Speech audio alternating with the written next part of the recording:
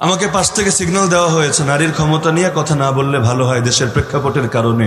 আলহামদুলিল্লাহ, এমন লোক যে আমি না এটা হয়তো আপনারা জানেন।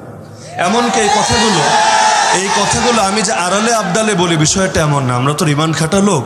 রিমান্ডে আমাদেরকে যে অফিসাররা নিয়েছিল কখনো দেখা হলে জিজ্ঞেস করেন তখনও কি সুর নরম হয়েছিল নাকি একই ভাষায় কথা বলেছিল। অনেকের ধারণা যে এভাবে কথা বললে বিপদ আসবে। শোনেন, এভাবে কথা বললে বিপদ আসবে, মাদ্রাসার ক্ষতি হবে, মসজিদের ক্ষতি হবে। কিন্তু আমি বিশ্বাস করি দ্বীনের কথা না বললে ক্ষতি হবে, দ্বীনের কথা বললে কখনোই ক্ষতি হবে না। কারণ আমরা তো বলে যাচ্ছি আলহামদুলিল্লাহ। আপনার কি ধারণা আমাদের কথাগুলো কি তারা শোনে না? আমাদের কথাগুলো কি তারা জানে না? আরে জানে কি না? সব জানে, সব শোনে। বলবেন তাহলে কিছু বলে না কেন? কারণ তারাও